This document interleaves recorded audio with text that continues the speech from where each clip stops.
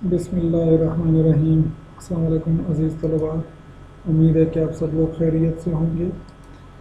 अज़ीज़ तलबा, आज हमारा तीसरा लेक्चर है हमारे फाइनेंशियल मैनेजमेंट के सब्जेक्ट का। BS सिक्स सेमेस्टर में सब्जेक्ट पढ़ाया जाता है। दो टॉपिक हम ऑलरेडी डिस्कस कर चुके हैं, दो लेक्चर्स हम डिस्कस कर चुके हैं। ये आज हमारा तीसरा लेक्चर है पहले चैप्टर का। तो अजीज़ तलबा, आज जो हमारा लेक्चर है वो है इन्वायरमेंट फॉर फाइनेंशियल मैनेजमेंट, या फाइनेंशियल मैनेजमेंट इन्वायरमेंट, या फैक्टर्स अफेक्टिंग फाइनेंशियल मैनेजमेंट, या factors provided the basis for making decisions in financial management. ये मुख्तलिफ नामों से आता है, मुख्तलिफ हेडिंग्स से आता है, लेकिन मकसद तमाम का एक ही होता है कि वो माहौल या वो फैक्टर्स जो आपके आसपास हैं, जिनको आपने नज़र में रखना होता है, जिनको आपने फोकस करना होता है जब भी आप फाइनेंशियल मैनेजमेंट में फ़ैसले लेते हैं। इसको इन्वायरमेंट कहते हैं, फाइनेंशियल मैनेजमेंट का इन्वायरमेंट कहते हैं। हर सब्जेक्ट का, हर काम का अपना एक इन्वायरमेंट होता है जो आप पे असरअंदाज होता है। फाइनेंशियल मैनेजमेंट के बुनियादी तौर पे 4 फैक्टर्स होते हैं जो आपके ऊपर broadly there are 4 factors which affect you, which affect your decisions, and which you have to keep in mind while making the decision about the financial management. So four factors are namely macroeconomic targets, government policies, types, financial institutions, and financial markets.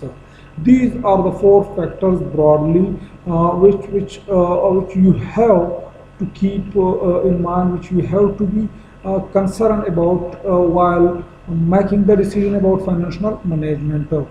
Now, inshallah, we will discuss one by one in a detail that what these are and how these affect your decisions, how these affect financial management, how it could change your decisions. So we will discuss this in detail one by one. So the first one is macroeconomic targets. Now look, macro means as a whole. When you look as a whole at the economy of a country, then that is called macroeconomic. You may have studied economics, and in that you have studied branch of economics which is called macroeconomics. Normally it comes out, it represents economy. Economy means all the economic activities carried out within a boundary of a country, that is called economy. So macroeconomic targets means government objectives for the economy are referred to as macroeconomic objectives or targets. Now simply, in other words, you can say that the economic performance or the economy around you in which you are functioning as a financial management, as a financial manager, affects your decisions, influence your decisions. Which you cannot avoid the economy conditions. आप अपने economy की condition से बाहर नहीं जा सकते, उनको आप अवॉइड नहीं कर सकते। आपकी मुल्क की इकानमी जैसे भी होगी वो आप पे एज अ फाइनेंशियल मैनेजर असरअंदाज होती है, आपको अफेक्ट करती है। और आज के दौर में आप देखें, आप इकानमी को देखें, अब आप किसी भी बैंक में जाएं, किसी भी इदारे में जाएं जहाँ पे कोई फाइनेंशियल मैनेजर काम कर रहा है, आप उससे पूछें कि सूरत हाल क्या है, तो वो आपको बताएगा कि हालात बहुत बुरे हैं क्योंकि मुल्क की इकानमी ठीक नहीं है। मुल्क की इकानमी ठीक नहीं है, इसलिए हमारा काम भी सही नहीं चल रहा। तो देखिए जी, we can not work in a space, हम स्पेस में काम नहीं कर सकते, हमने मुल्क के अंदर काम करना होता है। वहाँ पे जो इकानमी होती है ख़ुसूसन वो हमारे ऊपर असरअंदाज होती है। अब उसकी इकानमी बहुत बड़ा एक फिनोमेना है, इकानमी बहुत बड़ा कंसेप्ट है, बहुत सारी चीज़ें होती हैं इसमें। हमारे एज अ फाइनेंशियल मैनेजर जो हमारे कंसर्न की चीज़ें होती हैं उसमें क्या होता है, हमारा economic growth and high employment, यानी what are the targets of a government as economic growth. देखिए जी, आपको बजट उठाते हैं, आपको मुख्तलिफ जो आपके पास गवर्नमेंट के इकोनॉमिस्ट होते हैं, जो आपके वज़ीर ख़जाना होते हैं, वो टाइम टू टाइम बताते हैं कि इस साल के लिए हमारा इकोनॉमिक ग्रोथ का टारगेट जो है वो इतना होगा। जैसे पिछले साल अभी आप लोगों ने रिसेंटली सुना होगा, जब इकोनॉमिक सर्वे ऑफ पाकिस्तान वज़ीर ख़जाना पेश कर रहे थे, तो और BBC पे भी कहीं पे मैंने पढ़ा था कि इस दफ़ा हमारी जो ग्रोथ है, इकोनॉमिक ग्रोथ है, वो नेगेटिव में चली गई है, यानी बजाय बढ़ने के कम हो गई है। जो आपकी गवर्नमेंट होती है वो अपने लिए एनुअल इकोनॉमिक ग्रोथ जो है वो टारगेट्स रखती है, एंड देन दैट जो है वो रिप्रेजेंट करता है, वो आपको बताता है, प्रिडिक्ट करता है कि गवर्नमेंट की इकोनॉमिक पॉलिसी क्या होगी। देन इन्फ्लेशन रेट होता है मुल्क में, इन्फ्लेशन किस तरह चलेगा, आया गवर्नमेंट किस तरह देख रही है अपने लिए, उन्होंने इन्फ्लेशन रेट क्या रखा हुआ है। इन्फ्लेशन रेट कहते हैं continuous rise, constant rise in the general price levels. Price level में जब कंटिन्यूसली इंक्रीज हो रहा होता है, इसको हम इन्फ्लेशन कहते हैं। और ये आप पे असरअंदाज होती है, आप इसको अवॉइड नहीं कर सकते। ये इसको आपने टैकल डाउन करना होता है, इसको आपने कॉप करना होता है, इसको मैनेज करना होता है, आप इससे भाग नहीं सकते। And what government want to do to keep inflation low, that also affect you, that also influenced your decisions. Then balance of payment stability, balance of payment आप देखें तो हमारी हुकूमत जो होती है वो हर वक्त बैलेंस ऑफ पेमेंट के बहरान का दो चार होती है। तो जब बैलेंस ऑफ पेमेंट बुनियादी तौर पे कहते हैं कि किसी भी मुल्क ने बाहर के मुल्कों को कितनी पेमेंट करनी है और बाहर के मुल्कों से कितनी पेमेंट आपके मुल्क में आने वाली है। तो ये जब नेगेटिव होती है, मकसद ये है कि आपने देने तो बाहर बहुत हैं लेकिन लेने कम हैं, then it becomes a negative. ये क्या हो जाती है, ये नेगेटिव हो जाती है। अब इसका मसला क्या होता है, जब ये नेगेटिव होती है तो आपके जो बाहर आपने पेमेंट करनी होती है, नॉर्मली हम बाहर की दुनिया को पेमेंट डॉलर्स में करते हैं, तो डॉलर्स पे प्रेशर आता है, ठीक है। डॉलर्स लोग खरीदते ज़्यादा हैं, बेचते कम हैं, तो डॉलर का रेट बढ़ता है, तो मुल्क में महंगाई होती है। अब ये चीज़ें आप बेहतर समझते हैं कि जब ये हो रहा हो तो ये आप पे असरअंदाज हो रहा होता है। अगर इकनॉमिक ग्रोथ ज़्यादा है तो इसका मतलब ये है कि मुल्क की इकानमी तरक्की कर रही है, बढ़ रही है। तो जब एक चीज़ की साइज़ बढ़ रही है तो उसमें आपका जो हिस्सा है उसने भी बढ़ना होता है। एम्प्लॉयमेंट, इकोनॉमिक ग्रोथ बढ़ती है, एम्प्लॉयमेंट बढ़ती है तो लोगों की परचेजिंग पावर बढ़ती है। परचेजिंग पावर बढ़ती है तो वो ज़्यादा चीज़ें खरीदते हैं तो जो आपकी प्रोडक्शन है उसने बढ़ना है। प्रोडक्शन आपकी बढ़ेगी तो डेफिनेटली आपका प्रॉफिट बढ़ेगा, एंड ये साइकिल आपका इस तरह चलता है। तो इस तरह ये चीज़ें जो हैं, ये मैक्रो इकोनॉमिक टारगेट्स हैं जो आपने नज़र में रखने होते हैं, जिनको आपने एज अ फाइनेंशियल मैनेजर देखना होता है। देन मैक्रो इकोनॉमिक्स टारगेट्स में दूसरी जो चीज़ें होती हैं, दूसरा जो है वो है policies for achieve macro economic targets. अब ऊपर तो उन्होंने टारगेट्स दिए हुए हैं, these are the targets, the maximum which you want to achieve, that is economic growth rate, inflation rate, balance of payment stability। इसके मुताबिक आप अपने लिए जो है क्या करते हैं, टारगेट्स रखते हैं, स्टैंडर्ड्स बनाते हैं जो यू वांट टू मीट, जो आपने मीट करने होते हैं, एंड रिजल्ट आप हासिल करना चाहते हैं। Now to reach that targets government formulates policies. Government क्या करती है, वो पॉलिसीज फार्मुलेट करती है। They make a plan which are called policies to reach to this targets. वो पॉलिसीज जो हैं that is a type of a plan. ये प्लान का एक किस्म होती है जो गवर्नमेंट बनाती है अपने टारगेट्स तक पहुंचने के लिए, और कोई आम कंपनी भी बना सकती है, कोई भी बना सकता है। Now, what are the types of policies which government have through which they want to reach to their targets, economic targets? So the first one is a fiscal policy. Now fiscal policy is normally जो budget होता है government का, उसको हम fiscal policy कहते हैं government की। So through that budget, government is what government is presenting. Government is presenting his fiscal policy. Government budget के थ्रू अपनी फिजिकल पॉलिसी को प्रेजेंट करता है। अब ये होता क्या है, बजट क्या होता है? Budget is a type of a plan, planning की एक किस्म है जिसमें हम ये डिसाइड करते हैं कि हमने कितने अखराजात करने हैं और कितना हमने रेवेन्यू जनरेट करना है थ्रू टैक्सेस। गवर्नमेंट जब प्रेजेंट करता है तो उसका रेवेन्यू का मेन सोर्स क्या होता है? टैक्सेस होते हैं। So when government presents a budget in assembly, and recently government has presented a budget, what they tells you through that budget, they tells you that through that budget that how much expenses for the given time period we are going to do, and from where the revenues or the resources will come, कहाँ से वो resources हमारे पास आएंगे और कहाँ पे हमने उनको खर्च करना है। This is called a fiscal policy. Then other tool or policy from the government is a monetary policy, which always formulated and presented by the state bank or central bank of the government. Government की जो central bank होता है, जिस तरह पाकिस्तान में state bank है, वो जो है मॉनेटरी पॉलिसी प्रेजेंट करता है। और उस मॉनेटरी पॉलिसी के थ्रू गवर्नमेंट क्या करती है, जो करेंसी है उसकी सप्लाई को कंट्रोल करती है।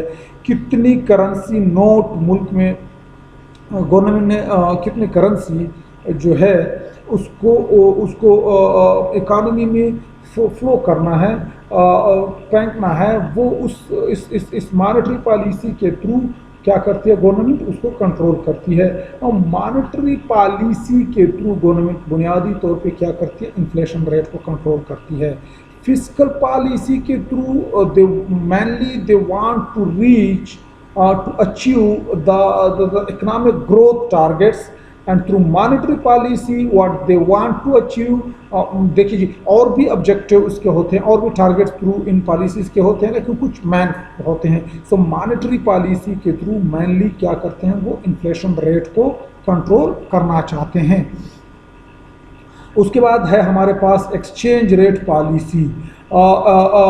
एक्सचेंज रेट पॉलिसी मीन्स कि रोज़ आप सुनते हैं डॉलर की कीमत बढ़ रही है, डॉलर की कीमत कम हो रही है, यूरो की कीमत बढ़ गई है, यूरो की कीमत कम हो गई है। आज मार्केट में, ओपन मार्केट में रियाल इतने का बिक रहा है, रियाल इतने का रियाल की कीमत खरीद ये है, कीमत फ़रोख्त ये।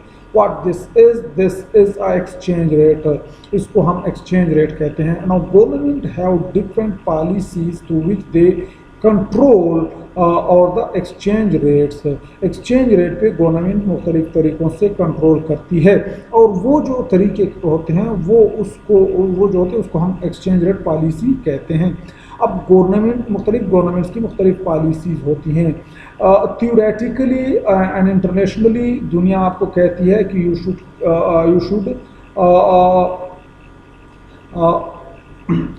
फ्री अपने एक्सचेंज रेट को फ्री कर देना है।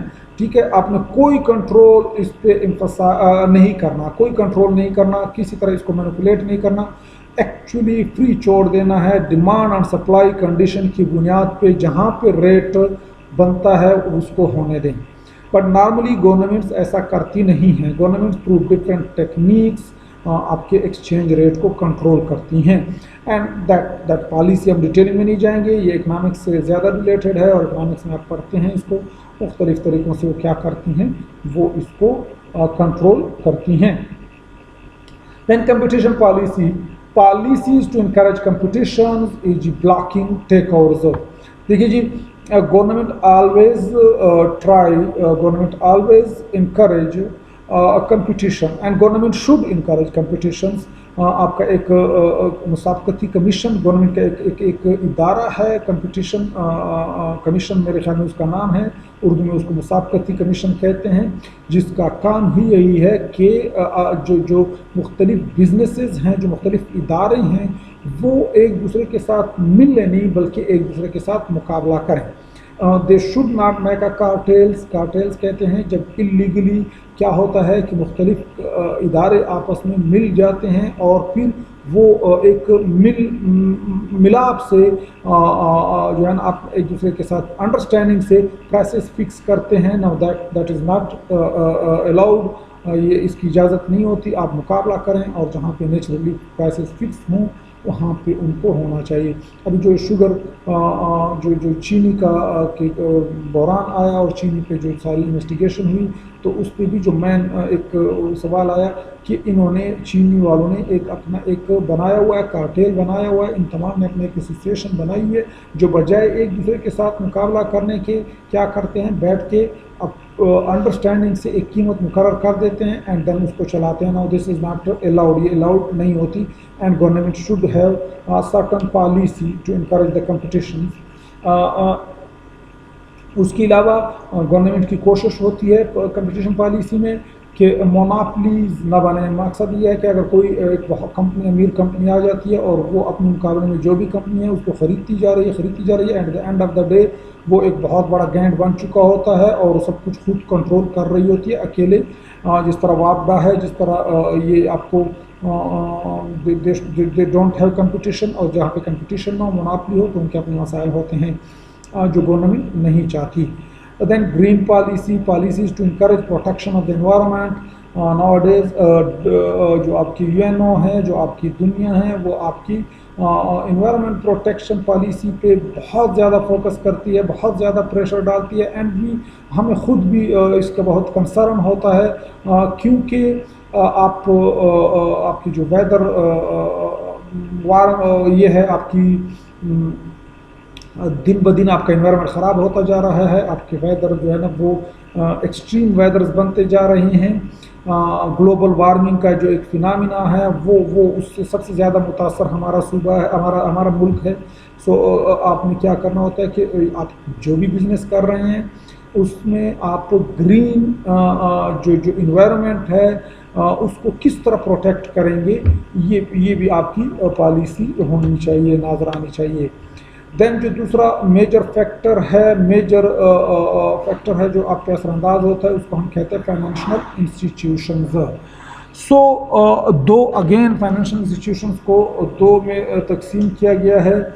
एक उसके टाइप्स हैं, types of financial institutions, and then वो करती क्या है, बुनियादी तौर पे किस किस्म के प्रोडक्ट्स वो फाइनेंशियल इंस्टीट्यूशंस आपको प्रोवाइड करती हैं। सो क्या है कि बुनियादी तौर पे बहुत सारे और भी हो सकते हैं। हम जनरली जो होते हैं, बैंक्स होते हैं हमारे पास, पेंशन फंड होते हैं, इंश्योरेंस कंपनीज होती हैं, आपके म्यूचुअल फंड्स कंपनीज होती हैं, इन्वेस्टमेंट कंपनीज होती हैं, different types of financial institutions होती हैं जो आपकी फाइनेंशियल मार्केट को फ्रेम करती हैं। फाइनेंशियल इंस्टीट्यूशंस वो इंस्टीट्यूशंस होती हैं जो फाइनेंशियल एसेट्स में डील करती हैं, जो फाइनेंशियल इंस्ट्रूमेंट्स में डील करती हैं, जो फाइनेंसेस में डील करती हैं, जो फंड्स में डील करती हैं, जो फिजिकली कोई भी चीज़ बेचती या ख़रीदती नहीं है। आप किसी भी बैंक पे जाए तो वहाँ पे आपको फिजिकली कोई चीज़ नज़र नहीं आती जो वो बेच रहे हों या ख़रीद रहे हों। आप पेंशन फंड्स के जो कंपनीज़ हैं, जो मुख्तलिफ इदारे हैं जो उसको चलाते हैं, वहाँ पे जाएं, आपको कोई ऐसा फिजिकली कोई चीज़ वो बेचते हुए नज़र नहीं आएंगे। इस तरह आप इंश्योरेंस कंपनीज में जाएं तो आपको वहाँ पे भी फिजिकली वो कोई चीज़ बेचते हुए नज़र नहीं आएंगे। So financial institutions are those institutions which deals in a financial assets, in a financial instruments, that are called financial institutions. अब नॉर्मली मेजरली कौन कौन से फाइनेंशियल इंस्टीट्यूशंस हैं? आपके फाइनेंशियल इंस्टीट्यूशंस जो हैं, मेजर फाइनेंशियल इंस्टीट्यूशन जो हैं वो हैं मर्चेंट बैंक्स या सिंपली बैंक्स। वो जो आपके आसपास जो आपको बैंक नज़र आते हैं, जो लार्ज कारपोरेट लोन पे करते हैं, ऑफन सिंडिकेटेड कहते हैं कि किसी भी इदारे को जब बहुत ज़्यादा पैसा चाहिए होता है, लोन चाहिए होता है, तो कोई भी बैंक अकेले वो लोन देने से जब कतराता है तो मुख्तलिफ बैंक मिल के सिंडिकेट बनाते हैं और उसकी वो जो लोन की ज़रूरत है वो पूरा करते हैं। उसके अलावा manager investment portfolios for corporate clients, यानी पोर्टफोलियो इन्वेस्टमेंट की जो फैसिलिटी है, जो सर्विसेज है, वो आपके बैंक आपको प्रोवाइड करते हैं। तो ये जो बैंक होते हैं, मर्चेंट बैंक्स होते हैं, वो करते क्या हैं वो भी साथ साथ में बताया गया है। Then pension funds, invest to meet the future positions liability. Now pension funds क्या होते हैं, देखिए जी, आपके जो एम्प्लॉयज होते हैं उनके जो सैलरीज होते हैं उनसे रेगुलरली आपके पेंशन फंड की कटौती होती है, ग्रेजुटी की कटौती होती है, और वो कहीं ना कहीं पे जाके जमा हो रही होती है। एंड एट द एंड जब वो अपनी सर्विसेज पूरी कर लेगा तो उसको लमसम एक अमाउंट देनी होती है। अब 30-35 साल तक वो अमाउंट ऐसे रखना ये पॉसिबल नहीं है, वो फ़ायदेमंद नहीं है, नुकसान का सौदा होता है, क्योंकि with the passage of time inflation होता रहता है, और आफ्टर 30 ईयर्स वो अमाउंट अगर वैसी ही पड़ी रहे तो वो किसी ज़्यादा बहुत कम अमाउंट होगी। तो करती क्या है, इदारे करते क्या हैं, वो जो पैसा जो आप एम्प्लॉय से काटते हैं उसको कहीं ना कहीं पे पेंशन फंड्स की कंपनीज होती हैं जिनके साथ वो इन्वेस्ट कर देती हैं। अब वो क्या करती हैं, वो इस अमाउंट को आगे प्रॉफिटेबल बिजनेस में इन्वेस्ट करती हैं और वहाँ से प्रॉफिट कमा के दोबारा से आपको प्रोवाइड करती हैं। सो आप क्या होता है आपका कि आप साथ साथ में प्रॉफिट भी पे करते रहते हैं। अपने जो आपके एम्प्लॉयज़ हैं उनका जो ग्रेजुटी आप उनसे डिडक्शन करते हैं उसमें प्रॉफिट भी जमा होता रहता है। एंड एट द एंड जब आपके वो लायबिलिटीज़ आपको देने पड़ते हैं तो आपके पास वो अमाउंट होती है। दैन इंश्योरेंस कंपनीज, आपने सुना होगा इंश्योरेंस कंपनीज मुख्तलिफ इंश्योरेंस करती हैं लोगों की थ्रू इंश्योरेंस प्रीमियम, वो पैसा लोगों से लेती है। फायर इंश्योरेंस करती है, आपकी लाइफ इंश्योरेंस हैं, आपकी मैरीटाइम इंश्योरेंस हैं, मुख्तलिफ किस्म की इंश्योरेंसेज हैं। और इंश्योरेंस कंपनीज का जो रेवेन्यू का मेन सोर्स होता है वो जो कंपनीज जो कमीशन लेती है, जो प्रीमियम लेती है लोगों से, अब वो क्या है कि उन्होंने आफ्टर लॉन्ग टाइम वापस करना होता है और प्रॉफिट समेत वापस करना होता है। तो वो इंश्योरेंस कंपनीज क्या करती हैं, वो जो उन्होंने लोगों से प्रीमियम ले रहे होते हैं और बाद में जाके उन्होंने प्रॉफिट समेत वापस करना होता है, तो उसको अगर कहीं पे वो इन्वेस्ट ना करें, कहीं पे वो इस्तेमाल ना करें, so at the end of the day फिर उनके पास वो पैसा होगा नहीं, वो प्रॉफिट वाले के लिए उनके पास कुछ होगा नहीं जो वो पे कर सकेंगे। अच्छा, उसके बाद आपके फंक्शंस क्या हैं, काम क्या हैं इन फाइनेंशियल इंस्टीट्यूशंस के। Maturity transformation, bank can make, अब वो जो आपके फाइनेंशियल इंस्टीट्यूशंस हैं वो एक्चुअली करते क्या हैं, ये फाइनेंशियल इंटरमीडिएटरीज हैं, ये करते क्या हैं, किस तरह करते हैं, ठीक है। How they provide that services which previously discuss, जो पीछे डिस्कस की गई हैं उसको किस तरह वो आपको अब तक पहुंचाते हैं, कौन सा तरीका होता है, वेज होते हैं जिनके थ्रू वो ये काम कर रहे होते हैं। तो जो पहला तरीका है वो है maturity transformation. A bank can make a 10-year loan, long term loan, while still allowing its depositor to take money or it whenever they want. So short term deposit becomes long term investments. यानी जो maturity होती है उसको short term maturity को long term maturity में तब्दील करना किस तरह, देखिए बैंक जो होते हैं वो अमूमन अपने जो डिपॉजिटर होते हैं, डिपॉजिटर उनको कहा जाता है जो बैंक में पैसा रखवाते हैं। अब आप बैंक में जाएं तो पैसा उसके पास रखवाएं, करंट अकाउंट ओपन करें, आप पैसा उनके पास रखवाते हैं। अब वो पैसा आप किसी भी वक्त निकलवा सकते हैं, जब भी आपको ज़रूरत हो आप उसको निकलवा सकते हैं। तो वो आपका क्या हो गया, शॉर्ट टर्म लोन है जो आपने बैंक को दिया हुआ है। देखिए जी, एक और चीज़ आपको समझने की है कि जो बैंक के पास आप पैसा रखते हैं अकाउंट में रखते हैं, तो ये आपका कर्जा होता है जो बैंक को आपने दिया हुआ होता है, जो बैंक ने आपको वापस करना होता है। एंड शॉर्ट टर्म कर्जा होता है अगर आपके करंट अकाउंट है। बट वही बैंक उसी पैसे में से किसी और को लॉन्ग टर्म 3-4 साल के लिए लोन प्रोवाइड कर देता है। तो एक्चुअली उसने क्या किया, उसने शॉर्ट टर्म मैच्योरिटी को लॉन्ग टर्म मैच्योरिटी में कन्वर्ट कर दिया। Short term liability has been converted into a long term investment. This is called maturity transformation. Now these financial institutions make this possible. Financial institutions ने इसको possible किया। हम detail में नहीं जाते कि किस तरह उन्होंने possible किया, but these are these financial institutions are intermediaries who make possible this transformation of maturity. Then aggregation of funds. देखिए जी, these are these financial institutions which make it possible to have this huge sum of capital. Otherwise, people have a very small amount of savings, and they may not be able to invest that savings. But what these intermediaries do, they collect this small savings of the people and make it convert it into a huge capital.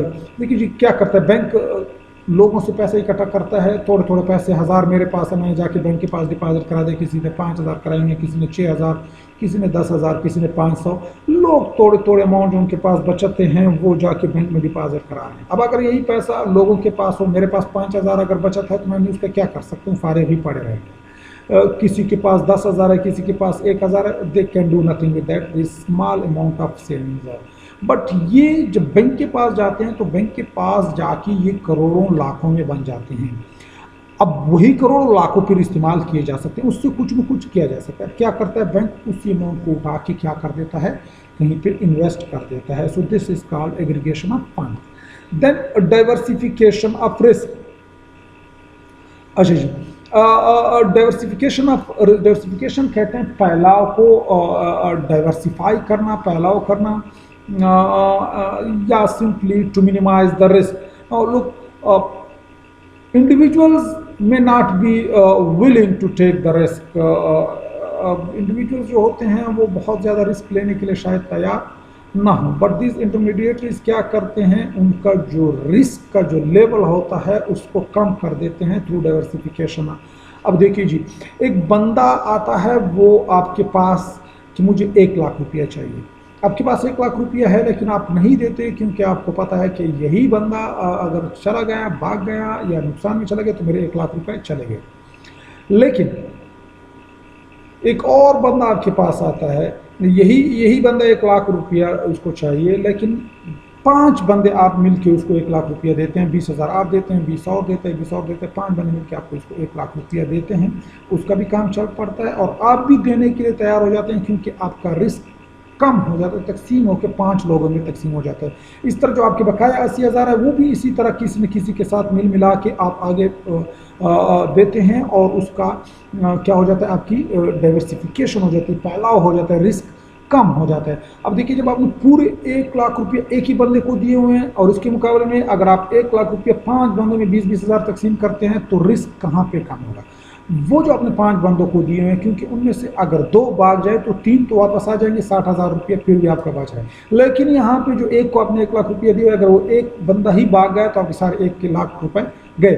तो इसको risk diversification कहते हैं ना। This can not be done by an individual, ये individual अकेले नहीं कर सकता। यही आपके जो फाइनेंशियल इंस्टीट्यूशंस होते हैं, बैंक हैं, इंश्योरेंस कंपनीज हैं, पेंशन फंड्स हैं, म्यूचुअल फंड्स हैं, इन्वेस्टमेंट कंपनीज हैं, ये इनको फाइनेंशियल इंटरमीडिएटरीज भी कहते हैं। यही आपके लिए ये पॉसिबल बनाते हैं, ये आपके लिए रिस्क को जो है क्या करते हैं, डाइवर्सिफाई करते हैं, कम करते हैं।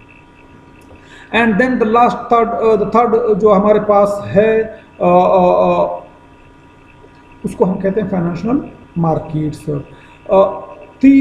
2 किस्म के हमारे पास फाइनेंशियल मार्केट्स होती हैं, एक को हम मनी मार्केट कहते हैं, एक को हम कैपिटल मार्केट कहते हैं।